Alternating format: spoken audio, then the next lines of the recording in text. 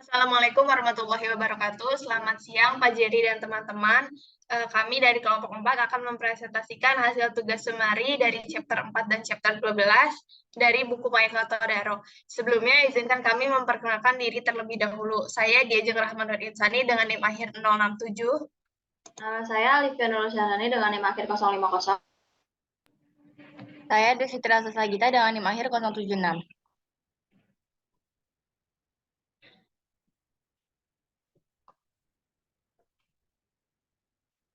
Yang pertama yaitu ada bab 4 dengan judul Contemporary Models of Development and Underdevelopment.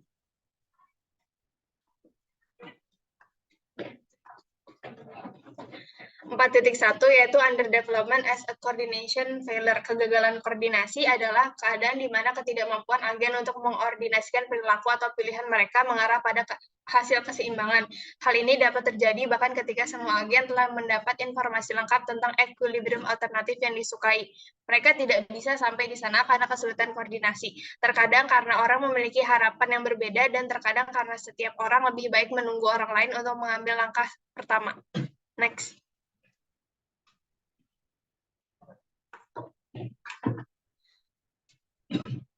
Sebelumnya.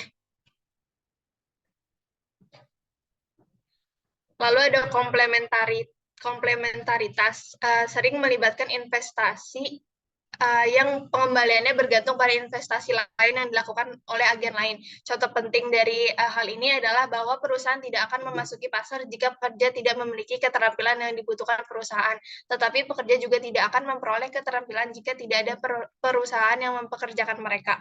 Masalah koordinasi ini dapat membuat ekonomi terjebak dalam equilibrium yang buruk, yaitu pada tingkat pendapatan atau pertumbuhan rata-rata yang rendah, atau dengan sekelompok warga negara yang terjebak dalam kemiskinan ekstrim. Keterbelakangan melahirkan keterbelakangan, sementara proses pembangunan berkelanjutan sekali berlangsung cenderung merangsang pertumbuhan lebih lanjut. Next. Selanjutnya yang kedua 4.2 yaitu multiple equilibria diagrammatic approach. Pada diagram atau figur 4.1 ini menggambarkan keseimbangan ganda dengan kemungkinan kegagalan koordinasi. Fungsi memotong garis 45 derajat 3 kali. Salah satu dari titik-titik itu bisa menjadi equilibrium, itulah yang dimaksud dengan kemungkinan equilibrium ganda. Dari ketiganya, D1 dan D3 merupakan keseimbangan stabil. Pada titik D2, fungsi memotong garis 45 derajat dari bawah, sehingga tidak stabil.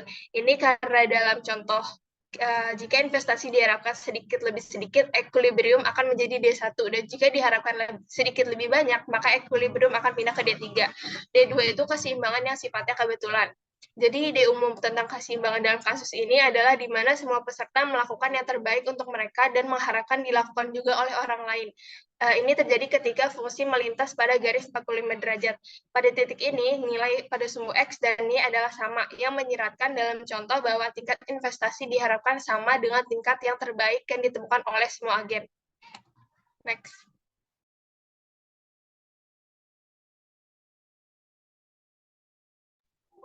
Selanjutnya adalah starting economic development atau memulai pembangunan ekonomi. Nah, di sini poin pertama itu ada the big push atau dorongan besar. Dorongan besar adalah model bagaimana kehadiran kegagalan pasar dapat menyebabkan perlunya upaya ekonomi bersama dan mungkin kebijakan publik yang dipimpin untuk mendapatkan proses ekonomi yang panjang, pembangunan yang sering berlangsung, atau untuk mempercepatnya. Dengan kata lain, masalah kegagalan koordinasi bekerja melawan industrialisasi yang sukses, penyeimbang dorongan untuk pembangunan. Analisis dorongan besar tidak terkendali pada aturan model grafis. Asumsi yang kita gunakan untuk analisis dorongan besar di sini dapat dilonggarkan meskipun dengan biaya yang membutuhkan lebih banyak teknis. Selanjutnya adalah 6 types assumption atau 6 asumsi, yakni yang pertama itu ada faktor. Di sini berasumsi bahwa hanya ada satu faktor produksi, yakni tenaga kerja, yang memiliki pasokan tetap.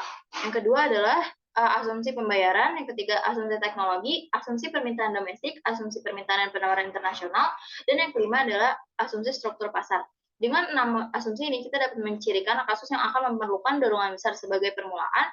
Misalkan kita memiliki ekonomi tradisional tanpa produksi modern di pasar manapun. Produser potensial dengan teknologi modern, yaitu teknologi seperti yang telah dijelaskan sebelumnya. Yang terakhir adalah other case atau kasus lain yang mungkin diperlukan. Dorongan besar akan dapat dihasilkan dari 4 kondisi di luar yang dijelaskan sebelumnya. Ya, kondisi-kondisi itu adalah efek antar waktu, efek urbanisasi, efek infrastruktur, dan efek pelatihan. Next. Selanjutnya ada bab 4.4 yaitu further problems of multiple equilibria. Pada yang pertama yaitu inefficient advantage of incumbency. Kehadiran hasil yang meningkat dalam industri modern juga dapat menciptakan keseimbangan buruk lainnya. Jika teknologi modern yang lebih baik tersedia untuk saingan potensial, mungkin tidak mudah bagi teknologi baru untuk menggantikan yang lama. Meskipun teknologi baru memiliki biaya per unit yang lebih rendah, perusahaan dengan teknik lama memiliki keuntungan karena outputnya yang lebih besar. Akibatnya, perusahaan mungkin memerlukan akses ke sejumlah modal yang besar untuk menutupi kerugiannya. Jika pasar modal tidak berfungsi dengan baik, seperti yang sering terjadi di negara berkembang, ekonomi mungkin terjebak dengan industri yang terbelakang. Yang kedua yaitu behavior and norms. Pergerakan menuju keseimbangan yang lebih baik sangat sulit ketika melibatkan banyak individu. Pemilihan pasangan juga sangat menentukan banyak hal. Kita dapat memiliki keseimbangan di mana kebanyakan orang menolak korupsi sehingga korupsi jarang terjadi atau sebaliknya.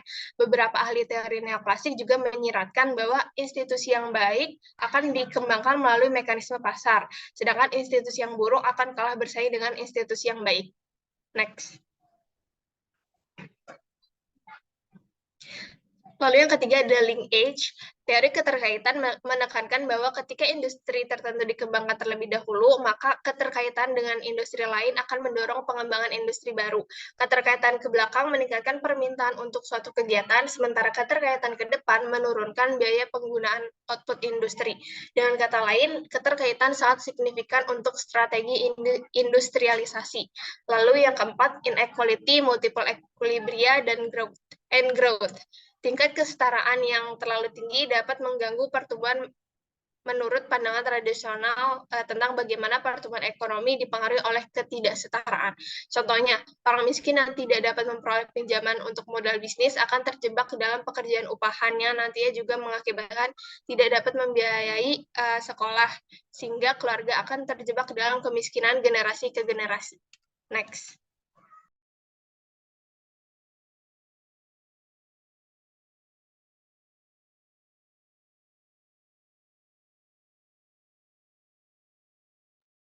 4.5 Michael Kramer Oring the Theory Development, Economic Development. Teori Oring menarik sebagian karena menjelaskan tidak hanya keberadaan perangkap kemiskinan, tetapi juga alasan bahwa negara-negara yang terjebak dalam perangkap tersebut mungkin memiliki pendapatan yang sangat rendah dibandingkan dengan negara-negara berpenghasilan tinggi. The Oring Model. Fitur utama dari teori cincin O adalah caranya memodelkan produksi dengan saling melengkapi yang kuat di antara input.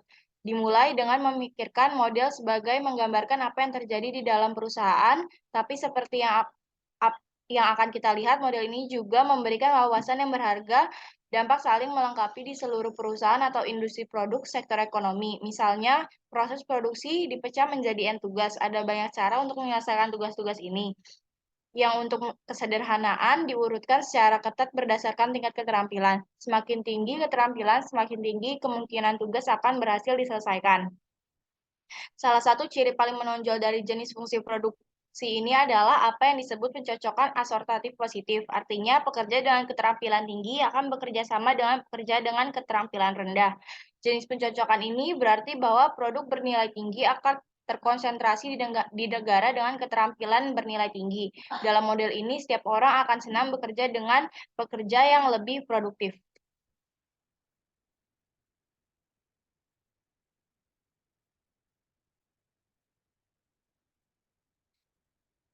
Empat, 5.2 Implication of the Oring Theory. Terdapat 7 implikasi. Yang pertama, perusahaan cenderung mempekerjakan pekerja dengan keterampilan serupa untuk berbagai tugas mereka. Pekerja yang melakukan tugas yang sama Yang kedua, pekerja yang melakukan tugas yang sama memperoleh upah lebih tinggi di perusahaan berketerampilan tinggi daripada di perusahaan berketerampilan rendah. Yang ketiga, Karena kenaikan upah di perusahaan pada tingkat yang meningkat, upah akan lebih tinggi secara proporsional di negara-negara maju daripada yang diperkirakan dari ukuran keterampilan standar. Selanjutnya, jika pekerja dapat meningkatkan tingkat keterampilan mereka dan melakukan investasi semacam itu, dan jika mereka berkepentingan untuk melakukannya, mereka akan mempertimbangkan tingkat investasi modal manusia yang dilakukan oleh pekerja lain sebagai komponen dari keputusan mereka sendiri tentang berapa banyak keterampilan yang akan diperoleh. Selanjutnya, seseorang dapat terjebak dalam perangkat skala ekonomi kualitas produksi rendah. Ini akan terjadi ketika ada efek cincin O di seluruh perusahaan maupun di dalam perusahaan. Selanjutnya, efek Ori memperbesar dampak bottleneck produk lokal karena bottleneck tersebut memiliki efek penggandaan pada produksi lainnya. Lalu, kemacetan juga mengurangi insentif bagi pekerja yang berinvestasi dalam keterampilan dengan menurunkan hasil yang diharapkan dari keterampilan ini.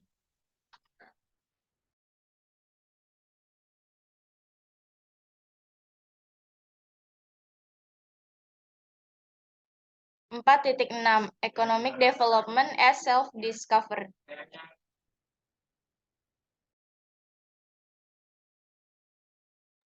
Dalam model sederhana dengan informasi sempurna diasumsikan bahwa perusahaan dan ekonomi berkembang secara keseluruhan, sudah mengetahui keunggulan komparatifnya. Tetapi individu harus menemukan keunggulan komparatif mereka sendiri di pasar tenaga kerja. Misalnya, tidak ada seorang pun yang lahir dengan mengetahui bahwa mereka sangat cocok untuk menjadi ahli ekonomi atau ahli pembangunan internasional. Negara harus mempelajari kegiatan apa yang paling menguntungkan untuk dijadikan spesialisasi. Hausman dan Roddick juga menunjukkan kegagalan pasar lainnya. Bisa terjadi terlalu banyak diversifikasi setelah negara menemukan produk yang paling menguntungkan untuk dijadikan spesialisasi. Hal ini karena mungkin ada periode panjang di mana masuk ke aktivitas baru terbatas. Hausman dan Roddick menyimpulkan bahwa dalam menghadapi kegagalan pasar ini, kebijakan pemerintah harus menangkal distorsi tersebut dengan mendorong investasi luas di sektor modern pada fase penemuan. Faktanya, mereka juga berpendapat bahwa kebijakan dalam beberapa kasus harus bekerja untuk merasionalisasi produk sesudahnya, mendorong perpindahan dari aktivitas berbiaya lebih tinggi ke aktivitas berbiaya lebih rendah, memangkas industri menjadi industri yang paling potensial bagi perekonomian. 4.7 The Hausman-Roddick Velasco Growth Diagnosis Framework. Mendorong investasi yang efisien dan meluasnya kewirausahaan, melainkan peran penting dalam mempercepat pertumbuhan dan mendorong pembangunan secara lebih luas. Tetapi gagasan yang dulunya populer untuk menemukan kebijakan satu ukuran cocok untuk semua untuk pembangunan ekonomi sekarang secara umum diakui sebagai mitos. Ricardo Hausman, Danny Roddick, dan Andres Velasco mengusulkan kerangka pohon keputusan diagnostik pertumbuhan untuk memusatkan perhatian pada kendala paling mengikat suatu negara terhadap pertumbuhan ekonomi. Mereka menjelaskan bahwa penargetan kendala yang paling mengikat memiliki keunggulan penting dibandingkan pendekatan lain untuk pemilihan kebijakan. Jika negara berkembang mengalami tingkat investasi dan kewirausahaan swasta yang relatif rendah, langkah apa yang harus dilakukan? Pohon keputusan dasar untuk menjawab pertanyaan ini terlihat pada gambar di samping dengan panah yang mengarah ke 10 kotak terbawah, yaitu kotak yang tidak ada panah yang memanjang lebih jauh. Pada tahap pertama, pohon analisis berusaha untuk membagi negara antara negara-negara yang masalah utamanya adalah tingkat pengembalian dasar yang rendah dan negara-negara yang masalahnya adalah biaya keuangan yang sangat tinggi.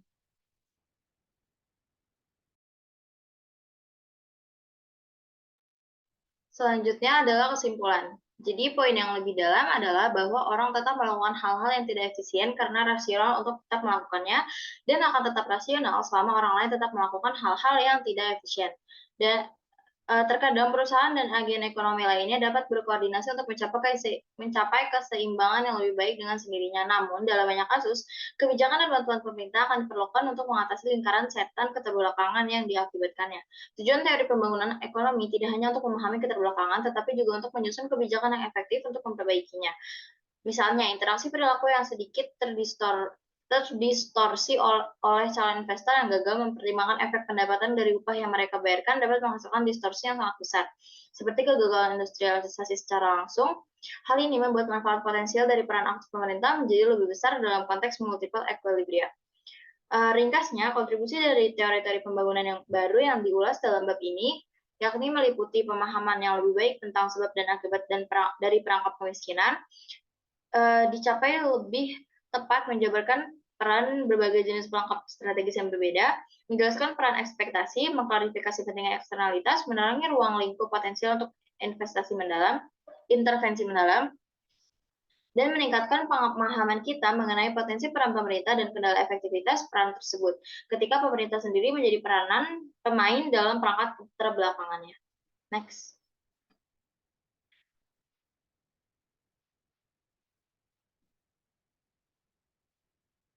Selanjutnya adalah bab 12, yakni mengenai International Trade Theory and Development Strategy, atau teori perdagangan internasional dan strategi pembangunan.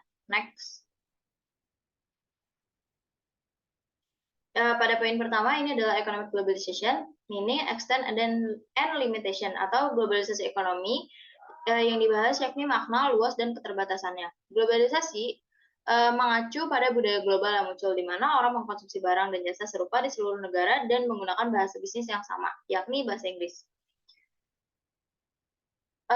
Dalam makna globalisasi dalam ekonomi, yakni mengacu pada peningkatan keterbukaan ekonomi terhadap perdagangan internasional, arus keuangan, dan investasi asing langsung, yang merupakan topik utama dari bab ini, dan 3 bab berikutnya.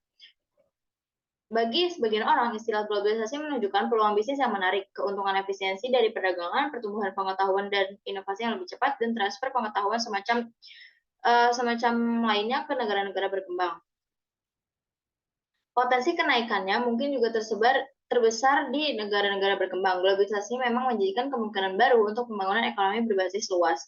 Dengan menyediakan banyak jenis interaksi dengan orang-orang di negara lain, globalisasi berpotensi menguntungkan negara-negara berkembang secara langsung maupun tidak langsung melalui pertukaran budaya, sosial, ilmu pengetahuan, dan juga teknologi, serta melalui perdagangan dan keuangan konvensional.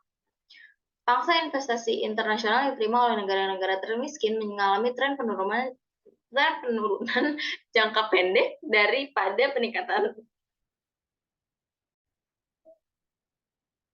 Pangsa investasi internasional diterima oleh negara-negara termiskin mengalami tren penurunan jangka panjang daripada peningkatan. Semua negara mungkin terpengaruh oleh peningkatan kerentanan terhadap arus modal seperti yang dampaknya dikonfirmasi oleh krisis keuangan pada tahun 2008. Tetapi negara-negara berkembang lebih terkena dampaknya. Semua negara mungkin mengalami ancaman tertentu terhadap identitas budaya mereka, tetapi paling banyak dialami oleh negara-negara berkembang. Potensi kerugian globalisasi juga lebih besar bagi negara-negara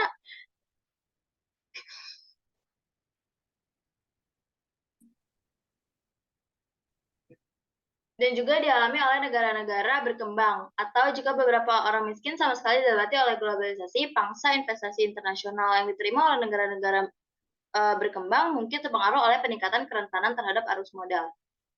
Next.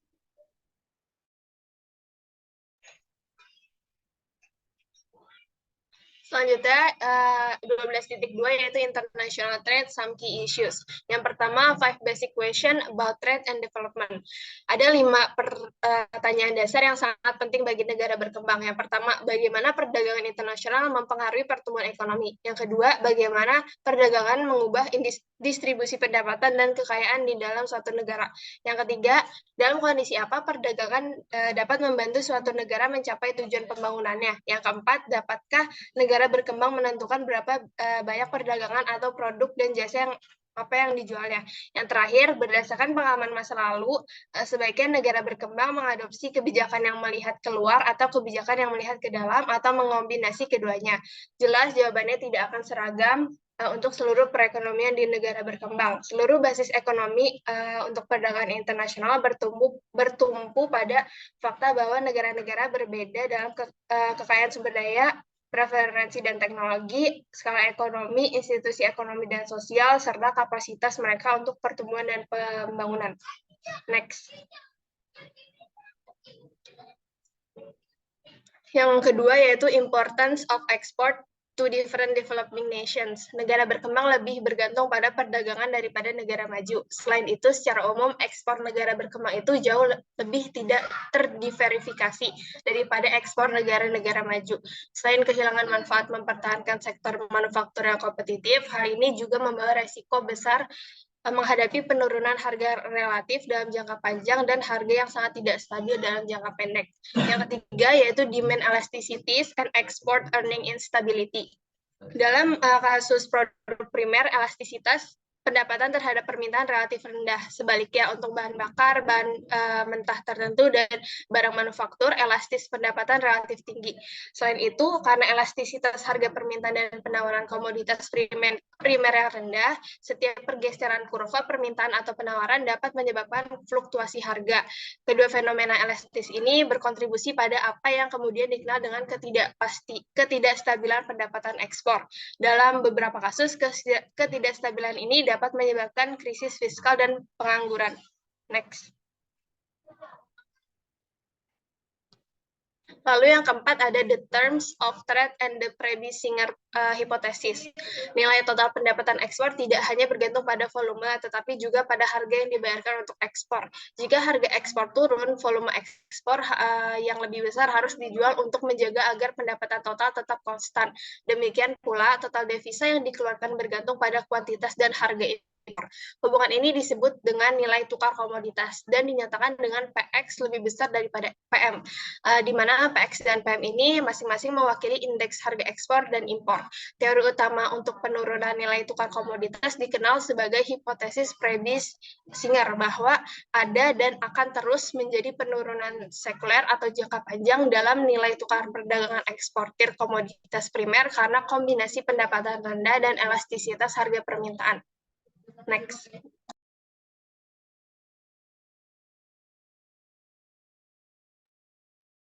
Selanjutnya ada pada poin 12.3 the traditional theory of international trade atau teori tradisional perdagangan internasional, yakni sebuah transaksi pertukaran dua hal, sesuatu yang diberikan sebagai imbalan untuk sesuatu yang lain.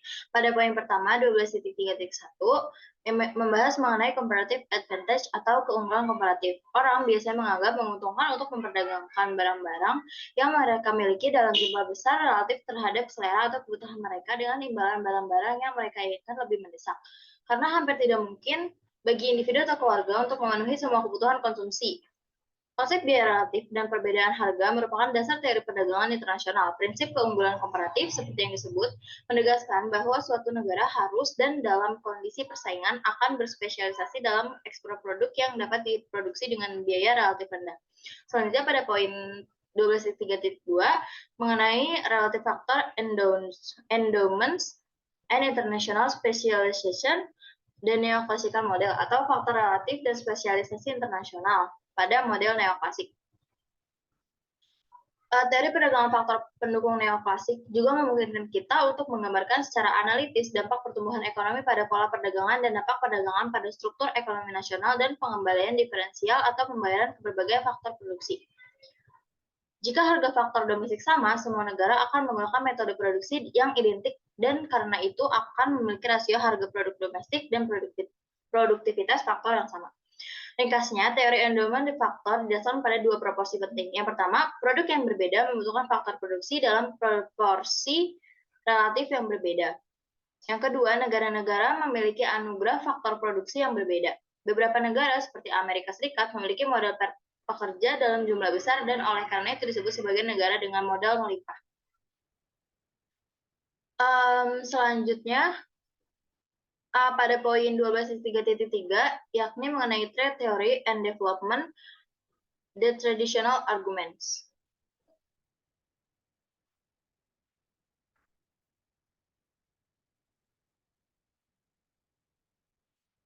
Pada poin ini kita berada dalam posisi untuk meringkas jawaban teoritis atas 5 pertanyaan dasar tentang perdagangan dan pembangunan yang berasal dari model perdagangan bebas neoklasik. Yang pertama, perdagangan merupakan pendorong penting pertumbuhan ekonomi. Kedua, perdagangan cenderung mempromosikan kesetaraan internasional dan domestik yang lebih besar dengan menyetarakan harga faktor, meningkatkan pendapatan real negara-negara perdagangan, dan memanfaatkan secara efisien anugerah sumber daya masing-masing negara dan dunia.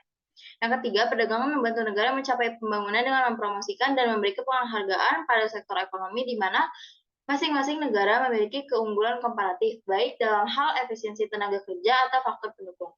Yang keempat, dalam dunia perdagangan bebas, harga internasional dan biaya produksi menentukan seberapa besar suatu negara harus berdagang untuk memaksimalkan kesejahteraan nasionalnya. Dan pada poin terakhir, untuk mendorong pertumbuhan dan pembangunan diperlukan kebijakan internasional yang berwawasan keluar. Dalam semua kasus, kemandirian yang didasarkan pada isolasi sebagian atau seluruhnya dinyatakan secara ekonomi lebih rendah daripada partisipasi dalam dunia perdagangan bebas tanpa batas. Next.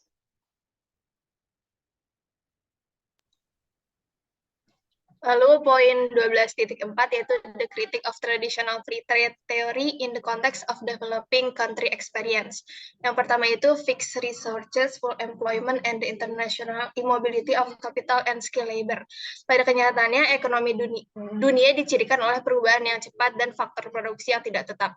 Kritikus menunjukkan bahwa hal ini terutama berlaku sehubung dengan sumber daya yang paling penting untuk pertumbuhan dan pembangunan seperti modal fisik, kemampuan kewirausahaan, dan lainnya. Apa yang disebut model perdagangan utara selatan ini berfokus secara khusus pada hubungan perdagangan antar negara kaya dan negara miskin. Jika negara kaya atau bagian utara secara relatif diberkahi dengan sumber daya penting modal, kemampuan wirausaha, dan tenaga kerja yang terampil, sebaliknya di bagian selatan yang diberkahi dengan persediaan tenaga kerja tidak terampil yang melimpah dan sering mendapati diri mereka terjebak dalam situasi stagnan. Hal ini pada gilirannya akan menghambat pertumbuhan domestik. Lalu yang kedua ada fixed, freely available technology and the consumer sovereignty. Sama seperti sumber daya modal yang berkembang pesat, perubahan teknologi yang cepat sangat mempengaruhi hubungan perdagangan dunia. Ketersediaan teknologi baru yang dikembangkan di Barat telah memberi banyak kesempatan bagi negara industri baru untuk memanfaatkan pengeluaran penelitian. Tidak hanya modal dan teknologi produksi disebarluaskan ke seluruh dunia, tetapi juga preferensi dan selera konsumen sering diciptakan dan diperkuat oleh kampanye iklan yang mendominasi pasar lokal. Next.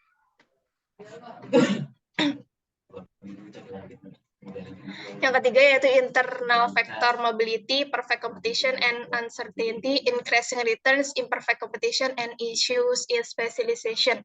Teori perdagangan tradisional mengasumsikan bahwa negara-negara siap menyesuaikan struktur ekonomi mereka dengan perubahan harga dan pasar dunia.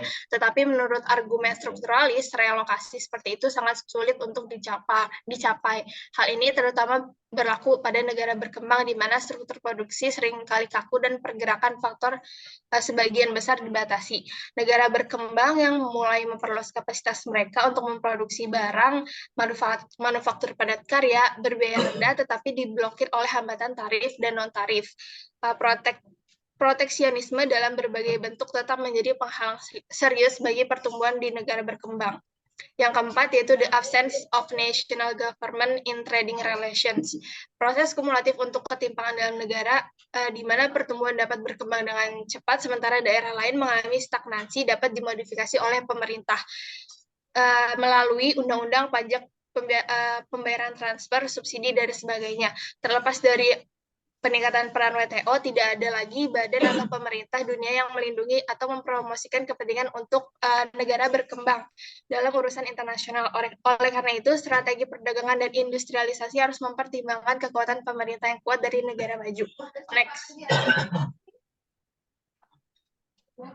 Yang kelima yaitu balance trade and international price adjustment. Dari perdagangan internasional bukan hanya model kesempatan kerja penuh, tetapi juga model di mana harga produk dan sumber daya domestik yang fleksibel serta menyesuaikan secara instan dengan kondisi penawaran dan permintaan. Dengan perdagangan seimbang dan tidak ada pergerakan modal internasional, masalah neraca pembayaran tidak pernah muncul dalam teori perdagangan murni. Yang keenam yaitu trade gains occurring of nationals. Di beberapa ekonomi kantong di negara-negara berkembang, orang asing sering membayar sewa sangat rendah dan membawa modal serta tenaga kerja asing mereka sendiri. Oleh karena itu, perbedaan antara PDB dan GNI itu sangat penting. Perbedaan PDB dan GNI akan memberikan sedikit manfaat yang dapat diperoleh oleh warga negara berkembang. Kinerja ekspor negara berkembang dapat menipu kecuali jika kita menganalisis karakter dan struktur pendapatan ekspor dengan memastikan siapa yang memiliki atau mengendalikan faktor produksi. Next.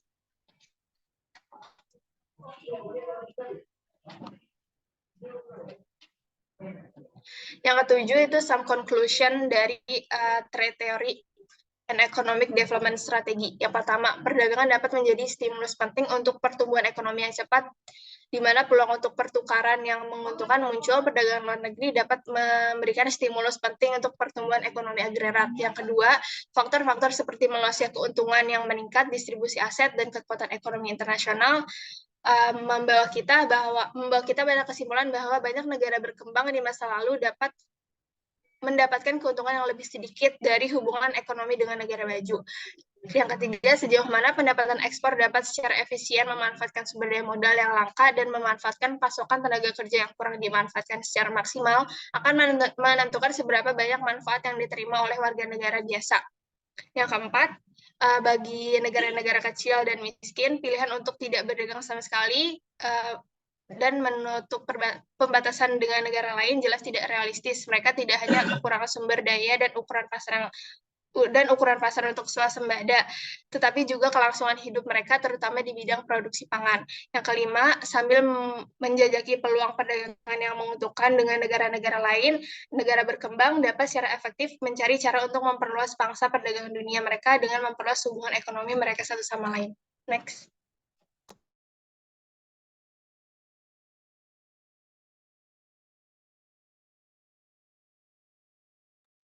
12.5 Traditional Trade Strategy and Policy Mechanism for Development Export Promotion versus Import Substitution. Pada dasarnya, perbedaan antara dua strategi pembangunan tradisional berkaitan dengan perdagangan ini adalah bahwa para pendukung substitusi impor percaya bahwa perekonomian yang sedang berkembang pada awalnya harus mensubstitusi produk domestik dari barang-barang konsumen sederhana yang sebelumnya diimpor dan kemudian mensubstitusi melalui produk domestik. Sebaliknya, pendukung promosi ekspor atau EP, baik barang primer maupun manufaktur, menyebutkan manfaat efisiensi dari pertumbuhan dari perdagangan bebas dan persaingan. Pentingnya menggantikan pasar dunia yang besar dengan pasar domestik yang sempit. Dalam praktiknya, perbedaan antara strategi IS dan EP jauh lebih sedikit daripada yang disiratkan oleh banyak pendukung. Sebagian besar negara berkembang telah menerapkan kedua strategi tersebut dengan tingkat penekanan yang berbeda pada satu waktu atau lainnya. Poin yang pertama, export promotion, looking outward, seeing trade barriers. Ekspansi ekspor komoditas primer, permintaan terbatas seperti disebutkan sebelumnya, banyak negara berpenghasilan rendah masih mengandalkan produk primer untuk sebagian besar pendapatan ekspor mereka. Yang kedua ada expanding export of manufactured goods, benefit in theory and barriers in practice. Memperluas ekspor barang manufaktur, manfaat dalam teori dan hambatan dalam praktek. Negara berpenghasilan rendah dan menengah menyumbang sekitar 29% dari ekspor manufaktur dunia. Poin kedua, import substitution, looking inward but still paying outward. Substitusi impor mencakup upaya untuk mengganti komoditas diimpor, biasanya barang-barang konsumsi manufaktur dengan sumber produksi dan pasokan dalam negeri. Strategi tipikalnya adalah pertama-tama menetapkan hambatan tarif atau kuota pada komoditas impor tertentu dan kemudian mencoba mendirikan industri lokal untuk memproduksi barang-barang tersebut. Lalu yang ketiga, tarif infant industries and the theory of protection. Mekanisme utama dari strategi substitusi impor adalah menetapkan tarif proteksi atau kuota di belakang mana industri IS diizinkan untuk beroperasi. Alasan ekonomi dasar ini digunakan untuk perlindungan tarif terhadap komoditas impor yang diperlukan. Dengan demikian, argumen untuk memberikan waktu yang cukup bagi produsen dalam negeri yang sekarang harganya lebih tinggi untuk mempelajari bisnis dan mencapai skala ekonomi dalam produksi dan ekonomi eksternal untuk belajar dengan melakukan itu. Poin keempat, the IS Industrialization Strategy and Research. Sebagian besar pengamat setuju bahwa strategi industrialisasi substitusi impor sebagian besar tidak berhasil. Secara khusus ada 5 hasil yang tidak diinginkan. Pertama, aman di balik dinding tarif pelindung dan kebal dari tekanan persaingan. Kedua, penerimaan manfaat utama dari proses substitusi import adalah perusahaan-perusahaan asing yang mampu menempatkan diri di balik tembok tarif dan memanfaatkan pajak liberal dan insentif investasi. Yang ketiga, sebagian besar substitusi impor dimungkinkan oleh impor barang modal dan produk setengah jadi yang sering disubstitusi pemerintah oleh perusahaan asing dan domestik. Efek yang keempat dari banyak strategi substitusi impor adalah dampaknya terhadap ekspor produk primer tradisional. Lalu yang kelima, substitusi impor yang mungkin telah disusun dengan gagasan tersebut mandiri dan menciptakan hubungan maju dan mundur dengan bagian ekonomi lainnya, seringkali menghambat industrialisasi tersebut. Selanjutnya, poin kelima, foreign exchange rates, exchange control, and the devolution decision.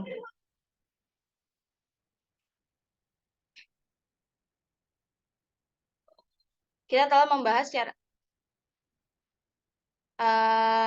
ingatlah bahwa nilai tukar resmi suatu negara adalah nilai di mana bank sentral siap untuk melakukan transaksi pertukaran mata uang lokalnya dengan mata uang lain di valuta asing yang disetujui.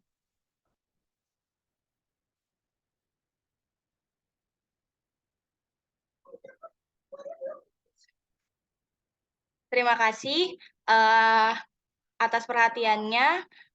Kami dari kelompok 4 mengundurkan diri. Assalamualaikum warahmatullahi wabarakatuh. Warahmatullahi wabarakatuh.